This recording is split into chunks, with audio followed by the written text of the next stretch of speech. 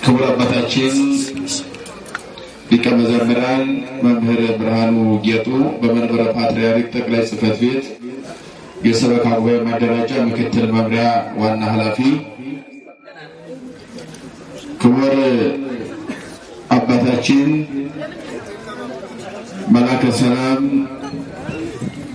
መምህር ቆሞስ አባ ናኩቶ ለአባያሌው የዚህ ታላቅና አንጋፋ ቤተክርስቲያን ዋና አስተዳዳሪ፣ ክቡር መጋቢ ሐዲስ መምህር ላይከ ማርያም የጀሞ ቅዱስ ገብርኤል ቤተክርስቲያን ዋና አስተዳዳሪ፣ ክቡር ሊቀ ኅሩያን መምህር ፍስሐ በመንበረ ፓትርያርክ ጠቅላይ ጽሕፈት ቤት የትንሣኤ ዘጉባኤ ማተሚያ ድርጅት የአርትዖት ክፍል ኃላፊ፣ ክቡራን ሊቃውንተ ቤተክርስቲያን፣ መምህራን፣ ቀሳውስት፣ ወንድሞች ዲያቆናት፣ መዘምራን በየማዕረጋችሁ ለሰማይ ከዋክብትን ለምድር እጽዋትን ውበት ያደረገ እግዚአብሔር ለዚህ ታላቅ ቤተክርስቲያን ውበት ያደረጋችሁ የእግዚአብሔር ቤተሰቦች፣ የእናታችን የቅድስት ድንግል ማርያም ልጆች፣ አባቶቻችን፣ እናቶቻችን፣ ወንድሞቻችን፣ እህቶቻችን፣ ሕፃናት በኃያሉ በእግዚአብሔር ስም እንደምን ዋላችሁ? እንደምን ዋላችሁ? እንደምን ቆያችሁ? ሳይገባን እንደ ኃጢአታችን ብዛት እንደ ሰውነታችንም ክፋት ሳይመለከት በቸርነቱ በይቅርታው አቅፎ ደግፎን እስከዚህች ዕለትና ሰዓት አድርሶን በዚህ በተቀደሰው ተራራ በተቀደሰው ዕለት በቤቱ የሰበሰበን የድንግል ማርያም ልጅ መድኃኔዓለም ከፀሐይ መውጫ እስከ ፀሐይ መግቢያ በፍጥረታት ሁሉ አንደበት ስሙ የተመሰገነ ይሁን። አረገ ውስተ አርያም ጽዮን ወከጽዋ ምርኮኛን ማርከህ ወደ አርያም ወጣህ። እስኪ በሉ ምርኮኛን በሉ እስኪ ማርከህ ወደ አርያም ወጣ። እስኪ ድገሙት። ምርኮኛን ማርከህ በሉ እስኪ ወዴት ወጣ? እንደ እግዚአብሔር መልካም ፈቃድ የምንነጋገርበት መነሻ የሚሆነን ኃይለ ቃል ነው። ይህን ቃል የምናገኘው በመዝሙረ ዳዊት 67 ቁጥር 14 ላይ ተከትቦ ወይም ተጽፎ እናገኘዋለን። አሁን ያለንበት ጊዜው ዘመነ ዕርገት ነው። ስለ ዕርገት፣ ስለ ጌታችን፣ ስለ አምላካችን፣ ስለ መድኃኒታችን፣ ስለ ኢየሱስ ክርስቶስ፣ ስለ አማኑኤል ዕርገት የምንነጋገርበት ጊዜ ነው። በዓል እንዲህ ሲገናኝ ያምራል። ዕርገት ለአማኑኤል፣ አማኑኤል ለዕርገት። ከቃሉ ጋር ናችሁ። ዛሬ ዕርገት ነው። ያደረገው ማን ነው? ይህ ሳምንት ስለ ዕርገት ነው የሚነገረው። ዛሬም ቅድም እንደሰማችሁ ሊቃውንቱ ሌሊቱንም ጭምር ቅዳሴው ማለት ነው ይህን ቀመር ጠብቆ መጓዝ ስላለበት ስርዓቱ በአጠቃላይ ስለ ዕርገት ነው እየነገረን ያለው። ዕርገት ቀጥታ ሲተረጎም መውጣት ማለት ነው። አርገ ወጣ ያለ ግዝጉስ ነው። ከዚያ ሲወሰድ ቀጥታ ስንተረጉመው መውጣት ማለት ነው። ምን ማለት ነው? ዕርገት ማለት ምን ማለት ነው? መውጣት ማለት ነው። መውጣት እንግዲህ የተለያየ መውጣት አለ። ከታች ቆላ ያለ ሰው ወደ ደጋ ሲወጣ ምን ይባላል? ወጣ ይባላል። መሬት ላይ ያለ ሰው አጥር ላይ ቢወጣ፣ ቤት ላይ ቢወጣ ወጣ ይባላል። እንደገና መሬት ላይ ያለ ሰው ዛፍ ላይ ሲወጣ ወጣ ይባላል። ዕርገት የሚለው ብዙ ትርጓሜ በዚህ መንገድ ለግሱ ብዙ ትርጉም ሲኖረው ለሚስጥሩ ግን አንድ ትርጉም ነው ያለው። ያ ትርጉም ከጽርሐ አርያም ወደዚህ ምድር ወደ ማኅፀነ ማርያም ዓለምን ለማዳን ጉዞውን ያደረገው የድንግል ማርያም ልጅ መድኃኔዓለም ወደዚህ ምድር ከመጣ በኋላ 33 ዓመት ከ3 ወር በዚህ ምድር ኑሮ በቀራንዮ ተሰቅሎ ዓለምን ካዳነ በኋላ ጉዞውን ወደ መቃብር አድርጎ ከ3 ቀን በኋላ ተነስቶ 40 ቀን በዚህ ምድር ላይ መጽሐፈ ኪዳን ለሐዋርያት እያስተማረ ሥርዓተ ቤተ ክርስቲያን እየሰራ ቆይቶ በክብር በልልና በቅዳሴ በብርሃን በስባት መላእክት እያመሰገኑት ሰማየ ሰማያት በክብር ያደረገበትን ጊዜ መንገርና ማወጅ ነው ማለት ነው። ስለዚህ ነቢዩ ሲናገር ስለ ዕርገት ሲናገር 3 አይነት ትርጓሜ ያስተረጉማል።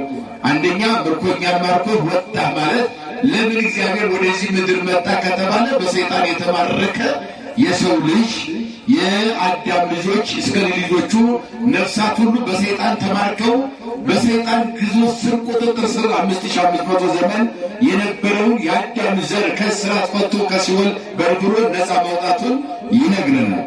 በመጀመሪያ ለብሉይ ኪዳን ሲተረጎም እርገት አረገ ውስተ አርያም ጸዊወ ከጢዋ ማለት 5500 ዘመን በሰይጣን ግዞት የነበረ የአዳም ዘርን ከምርኮ ከሰይጣን ምርኮ ነፃ ከማውጣቱ አስቀድሞ ሊቃውንት አባቶቻችን የተለያየ ጊዜ በተለይ ሁለት አበይት የእስራኤል ምርኮች ነበሩ።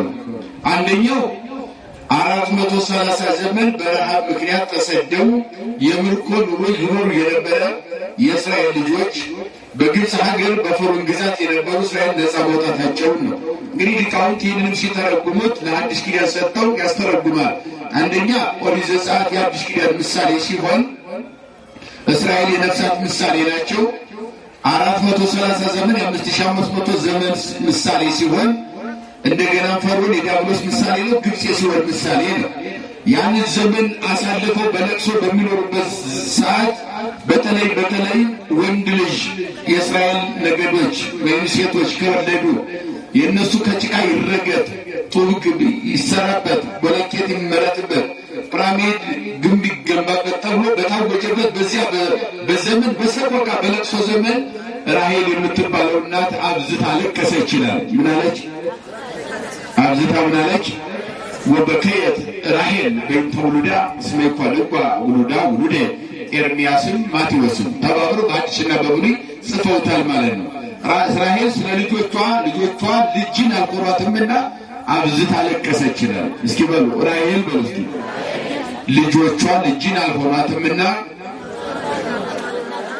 እስኪ በሉ ልጆቿ በሉ እስኪ ልጅን አልቆሯትምና አለቀሰች።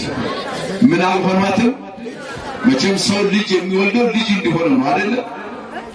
ልጅ እናት ካረገዘች በኋላ ወልዳ ልጅ ማየት ትፈልጋለች። ማየት ብቻ አይደለም ራሷን መተካት ስለሆነ ትጽናናለች። እሱም ብቻ አይደለም ከእግዚአብሔር ቀጥሎ ወደፊት የሚኖራት ተስፋ የወለደቻት ልጅ ናት።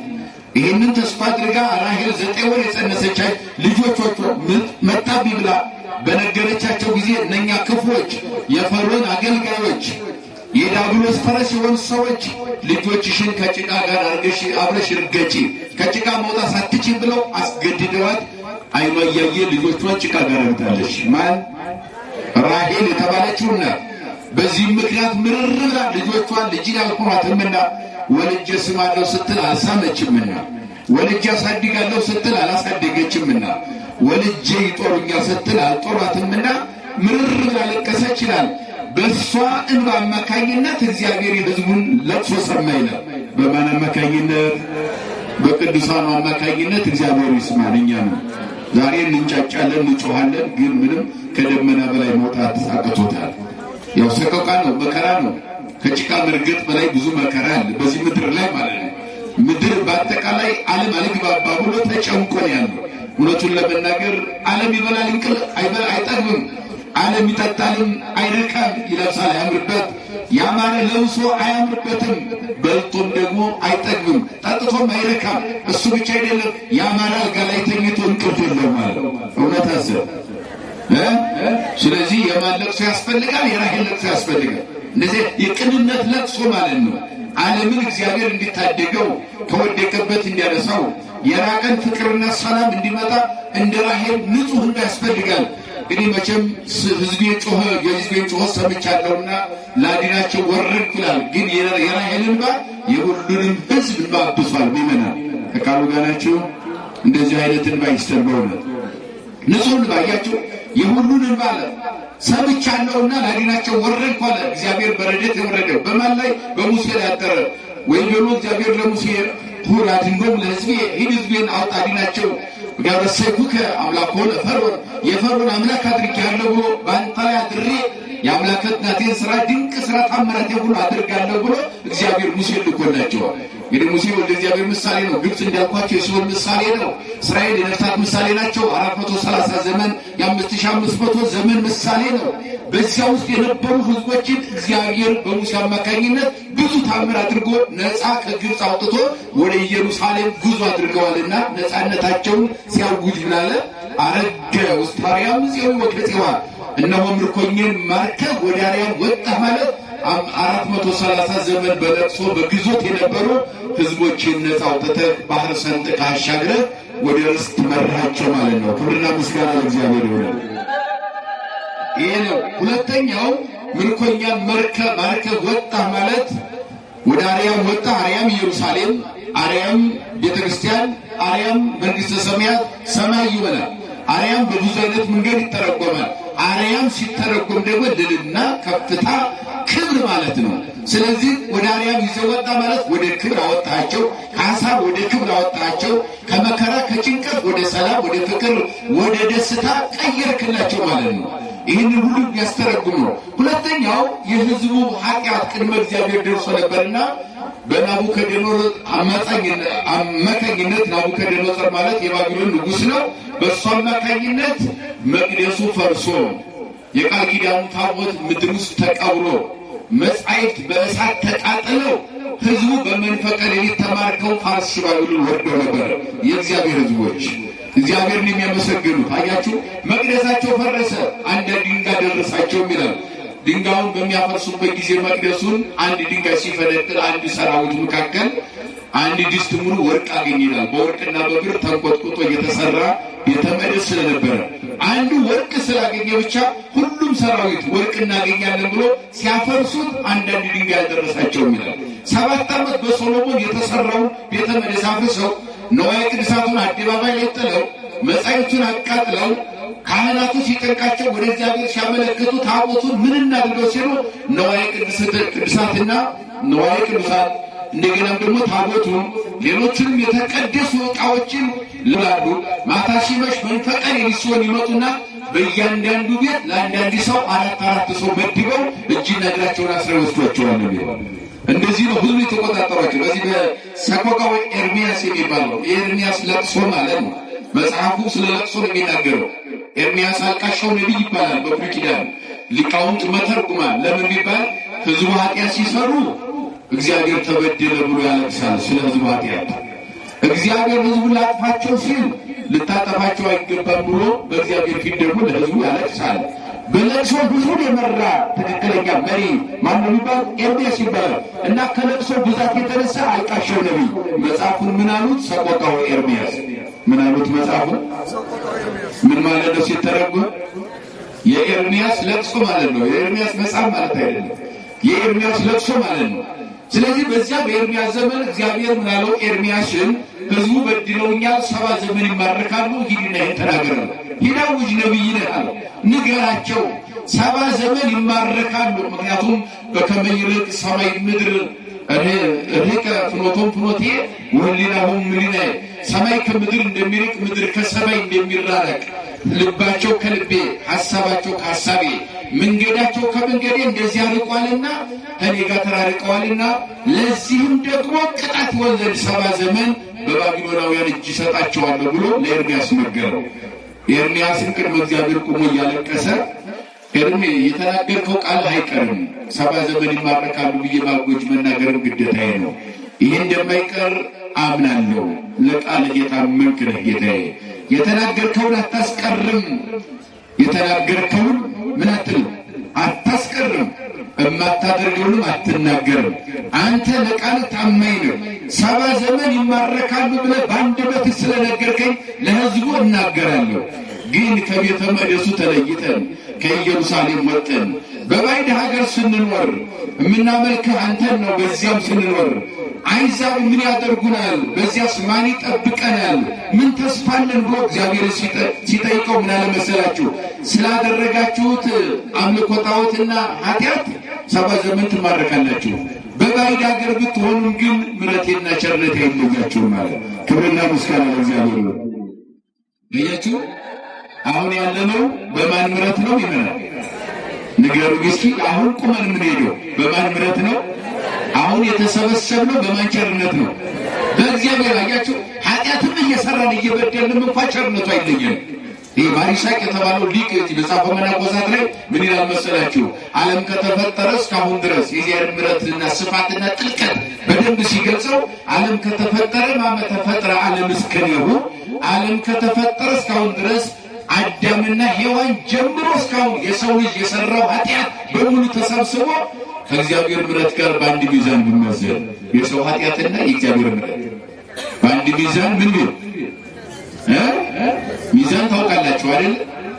የሰዎች ኃጢአት በሙሉ አዳም ጀምሮ ነው እያለ ያለ ከሔዋን ጀምሮ ነው እያለ ከአቤልና ከቃየን ጀምሮ እስካሁን ያለው የሰው ኃጢአት ተሰብስቦ ከእግዚአብሔር ምሕረት ጋር ምሕረትና ኃጢአት በአንድ ሚዛን ቢመዘኑ ሁለቱ አለ ማን ይበልጣል? የእግዚአብሔር ምሕረት ወይስ የኛ ኃጢአት? አያችሁ አሁን እዚህ ግቢ ያለነው ኃጢአት አይደለም እያልን ያለነው ወይም ኢትዮጵያ በምትባለው ክበበ ምድር በዚች አገር ላይ ያለው የሰው ኃጢአት አይደለም እያልን ያለነው ወይም አሁን በዚህ ምድር ላይ በዓለም ላይ ያለው የሰው በሕይወት ያለው የሰው ኃጢአት አይደለም እያልን ያለነው። ዓለም ከተፈጠረ ወይም አዳምና ሔዋን ከተፈጠሩ ኃጢአት ከጀመሩ ከሰሩ ጀምሮ የአዳም ዘር በሙሉ የሰራው ኃጢአት ተሰብስቦ ከእግዚአብሔር ምሕረት ጋር በአንድ ሚዛን ቢመዘን ነው። ለምን እንደው ተደለው በአንድ መዳኑ በአንድ ሚዛን ቢመዘን ምን ይላል መሰላችሁ? ይከውን ኃጢአት ዘመደ ቆለሚያው አዳም እስከ ኢዜ ከመ እብን ንዑስ ዘውግርት ውስተ አባይ ባህር ከአዳም ጀምሮ እስካሁን ያለው የሰው ሁሉ ኃጢአት በእግዚአብሔር ምሕረት ሲመዘን በሚዛን ሲቀመጥ ሕፃን ልጅ ወይም በትርጓሜው የ3 ዓመት ሕፃን ውቅያኖስ ባህር ላይ እንደወረወረው ጠጠር ነው ይላል። አያችሁ ምንድን ነው ይላል? ያለ ሁሉ ኃጢአት ጠጠር፣ የእግዚአብሔር ምሕረት ደግሞ ውቅያኖስ ባህር ይሆናል።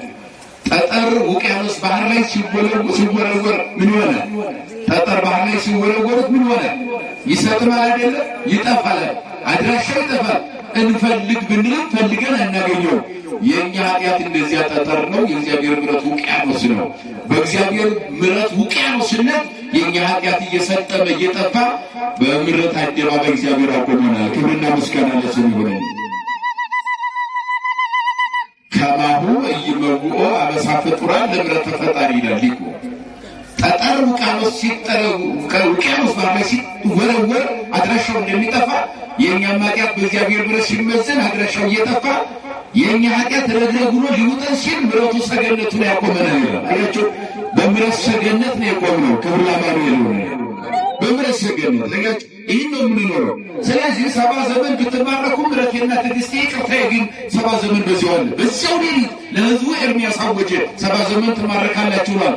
ቤተ መቅደስ ይፈርሳል፣ መጻሕፍት ይቃጠላሉ፣ ነዋየ ቅዱሳት ምድር አደራ ትቀበላለች ይቀበላሉ። እኛ ግን 70 ዘመን በዚህ ሀገር እንኖራለን ብሎ 70 ዘመን ሲያልቅ ምን እንሆናለን አለው። ወሐሊቆ 70 ዓመት ተፈቀሩ ለንጉሠ ባቢሎን ወለኩሉ ሕዝባ ወይ ወመይተክሙ ሀገር አባበይክሙ 70 ዘመን ሲያልቅማ በክብር ወደ ሀገራችሁ እመልሳችኋለሁ ብሎ እግዚአብሔር ለሕዝቡ ቃል ገብቶ ስለነበረ 70 ዘመን ጣዖት ሳያመልኩ በኤርምያስ እየተጠበቁ ኖረው ከ70 ዘመን በኋላ እግዚአብሔር ሕዝቡን በምሕረት በይቅርታ አጅቦ ወደ ሀገራቸው ወደ ኢየሩሳሌም አመጣቸው። ቤተ መቅደስን ሰሩና እግዚአብሔር ማመስገን ጀመሩ። ክብርና ምስጋና ለስሙ። ለዚህም ነው አረገ ውስታሪያም ይዘው ከጽዋ ከባቢሎን ምርኮኛ በባቢሎን ተማርከው 70 ዘመን የኖሩ ሕዝብን ነፃ አውጥተህ ወደ ኢየሩሳሌም ወደ ክብር ወደ አርያም ወደ ልዕልና ሕዝብን በክብር አወጣቸው። አረገ ውስታሪያም ይዘው ከጽዋ ሕዝብን 430 ዘመን በግብፅ ባርነት የነበረ ሕዝብን በፈርዖን ባርነት ነፃ አውጥተህ ሰማይ የመሰለ ባል ሰንጥቀህ ከሰማይ መና እያወረድክ ከጤንጫ ላይ እያፈለግ 40 ዘመን በ7 ደመና ጋርደህ ወደ ኢየሩሳሌም ወደ ልዕልና ወደ ክብር አወጣህ። በሶስተኛ ደረጃ ሲተረጎም 5500 ዘመን በዲያብሎስ ግዛት የነበረ ገነት ተዘግቶባቸው በሲኦል ይንከራተቱ የነበረ የሰው ልጆችን ሁሉ ከሲኦል ወደ ገነት ከአሳር ወደ ክብር ከግራ ወደ ቀኝ ከጨለማ ወደ ብርሃን መልሰህ ሕዝብህን ነፃ አውጥተህ በክብር ሰማያ ሰማያት አደረግክ ማለት ነው። ክብር ለአማኑኤል ይሁን። እንግዲህ እርግጥ ስንል ጌታችን 40 ቀን ቆይቷል ከትንሣኤው በኋላ በዚህ ምድር ላይ ስንት ቀን ቆይቷል? ስንት ቀን ቆየ? 40 ቀን ቆይቷል። 40 ቀን ከቆየ በኋላ በ40ኛው ቀን ያደረገው። ለምን 40 ቀን ቆየ ነው? ዕለቱን ማድረግ አይችልም? ይችላል። እግዚአብሔር ተነስቶ ዛሬ ማድረግ ይችላል። 40 ቀን ቆየ። ለምን? ሐዋርያትን ቅዱሳት አንስትን ጥያቄ ጠይቀው ነበር፣ አርቢትም ጭምር። አንተ የምታደርግ ከሆነ አድርጋለሁ ብለናል፣ እነሳለሁ አድርጋለሁ ብለህ ነግረናል። ይህንን አምናለን እንደምታደርግ ወደ መጣበት ብሎ ጸሐሪያን በልና ታደርጋለህ። ነገር ግን በምታደርግበት ጊዜ ቤተክርስቲያንን መስረታታል። በምን ትተዳደር? እንዴት ትተዳደር? ስርዓትና ሕግ ያስፈልጋታልና በምን ስርዓት ቤተክርስቲያን እናስተዳደር ብሎ ጠይቀውታል። ከሐዋርያትም ከአርዲትም ከቅዱሳት አንስት ከእናቶችም ጠይቀውታል። ሲጠይቁት 40 ቀን ሙሉ እየተገለጠላቸው በተለይ ጉባኤ አድርጎ ያስተማረው 3 ጊዜ ነው ይላሉ። በትንሣኤው በኋላ ተገልጦ በደንብ ከዚያ እንደገና ዳግም ትንሣኤ የምንለው በሳምንቱ ከዚያ በጥብርያዶስ ባህር 3 ጉባኤ አድርጓል። አበይት ጉባኤያት ነው እንጂ ሁልጊዜ ስርዓተ ኪዳን የመጽሐፈ ኪዳን ቀዳማዊ ቃል ይባላል በአዲስ ኪዳን ትምህርት። ይህንን በደንብ አሁን ዛሬ ቤተክርስቲያን በኪዳን ጧት ሁላችንም ጸሎት ከዚያ ጋር የምንገናኝበት ውል ስምምነት ግንኙነት የተዋዋልነው የሰላም ስምምነት የሰላም ውል ማለት ነው ኪዳን ማለት። ይህንን አድርጎ ከሰራ በኋላ በ40ኛው ቀን በክብሩ ሰማየ ሰማያት አደረገ። ሊቃውንት ሲገልጹት ምናሉ እንግዲህ ዳዊትም እንደተናገረው አረግ ወስታሪያም ጽዋ ከጽዋ ምርኮኛን ማርከብ ወይም ምርኮን ማርከብ ወደ ሰማይ ወጣ ካለ በኋላ ዓለምን ነፃ አውጥተ ማለቱ ነው። ወውሃብ ከጸጋ ከነጓለኛው ይቀጥላል። ከነገሩ ጨምሮ ጸጋ የተባለ የመንፈስ ቅዱስ ጸጋ አትረፍርፈ ሰጣቸው። ሚስጥር ገለጥክላቸው። ፍርሃን የነበሩት ዋና አደረካቸው። ይህንንም ሰጣቸው ብሎ እንደተናገረ ጌታችን አምላካችን መድኃኒታችን ኢየሱስ ክርስቶስ በ40ኛው ቀን ከኢየሩሳሌም ከተማ ወደ ቢታንያ ይዟቸው ከወጣ በኋላ የሚያምኑትን የሚከተሉትን የመጀመሪያው የዚህ ምድር የክርስትና መሰረት የሆኑ ምዕመናንን ሐዋርያትን ጨምሮ ሰብስቦ በኢየሩሳሌም በምስራቅ በኩል ወደ ቢታንያ ይዟቸው ከወጣ በኋላ መከራቸው፣ አስተማራቸው፣ እጆቹን አንስቶ ባረካቸው። ከፓትርያርክ እስከ ታች ድረስ ያሉትን ባረካቸው፣ መረቃቸው፣ ስልጣናቸውን አጸናላቸው ይላል። ሁላችን እግዚአብሔር ይባርክ። ሉቃስም እንደገለጠው አውጾ ማፋስክ ቢታንያ ከኢየሩሳሌም ወደ ቢታንያ ወደ ምስራቅ አወጣቸው። 15 ኪሎ ሜትር ከከተማ አወጣቸው። ወበየ ባረኮሙ በዚያም ባረካቸው። ምን አላቸው? ባረካቸው፣ አስተማራቸው። ወይቤሎሙ አንትሙ ሰማዕቲ በኢየሩሳሌም በቆጶዶቅያ ወእስያ ወአፍሪቅያ እስከ ጽንፈ ምድር፣ እንደው በተለያየ እስከ ምድር ዳርቻ ድረስ በተለያየ አህጉር ምስክሮቼ ናችሁ ካለ በኋላ ወንዘ ይባረኮሙ ተራቆሙ። እየባረካቸው ከፍ ከፍ አለ፣ ወደ ላይ ወጣ፣ ከደመና በላይ ሄደ። ደመና መጣና ሰወረው። ነፋሳትን እንደ መሰላል እየረገጠ አውታረ ነፋሳትን ደመናትን ትቢያ አድርጓቸው ማዕረገ መላእክትን እንደ ጫማ ተጫምቶ ከምድር እስከ ሰማይ ድረስ የመላእክት ምስጋና እያስተጋባ በክብሩ ሰማይ ሰማያት አምላካችን አረገ። ክብር ለስሙ ይሁን። ቤተክርስቲያን ይህንን እርገት ትልቁን ማለት አከብራለች። እንግዲህ ተነሳ አረገ ግዴ ነው። ከጽርሐ አርያም ተነስቶ መድረሻውን ያደረገው ነገረ ድነት ጽርሐ አርያም ነው። ወደ ሰማይ ማድረጉን ወምድረዝ ተመይጡ ኢየሩሳሌም ተሰውጡ ኢየሩሳሌም። ከዚያ በኋላ በፍስሐ በፍጹም ደስታ ሐዋርያት ወደ ኢየሩሳሌም ተመለሱ። ወነበሩ ውስጥ ቤተ መቅደስ ዘልፈ ዘይባርክዎ ለእግዚአብሔር ወይባርክዎ ዘይሴብሕዎ ወይባርክዎ በኩሉ ጊዜ ዘወትር እያመሰገኑትና እየባረኩት በደስታ በመቅደሱ ኖሩ ይላል። በምን ኖሩ? ደስታ የት ነው ያለው? ፈራንገሪ ደስታ የት ነው ያለው? ቀበሌ የለ፣ መንደር የለ፣ ሰፈር የለ። ደስታ የት ነው? በመቅደስ በእግዚአብሔር ቤት ነው ያለው። ከዚህ የሚጎለብት ምንም ነገር የለም። ከዚህ አያችሁት፣ ከዚያ የሚሽከረከር ወንበር ላይ ተቀምጠን ሰላም የለም። ይጎለብጣል፣ ይቆረቁራል። አያስባፊ እያደረግ ለዘላለም እንድንኖር የአምላካችን ቅዱስ ፈቃድ ይሁንልን። ከሰይጣን ምርኮ ነፃ አውጥቶ ወደ ልልና ወደ አርያም ወደ ቤተ መቅደሱ ነፃ ያወጣን ከምርኮ አውጥቶ በሱ ቁጥጥር ስር ያደረገን እውነተኛው ማራኪያችን የማይጎረብጠው ሰላማችን፣ ፍቅራችን፣ ርኅራኄያችን፣ ቸርነቱ የማያልቅበት የድንግል ማርያም ልጅ አማኑኤል ክብርና ምስጋና ለስሙ ይሁን። የእናታችን አማላጅነት የቅዱሳን ጸሎት አይለየን።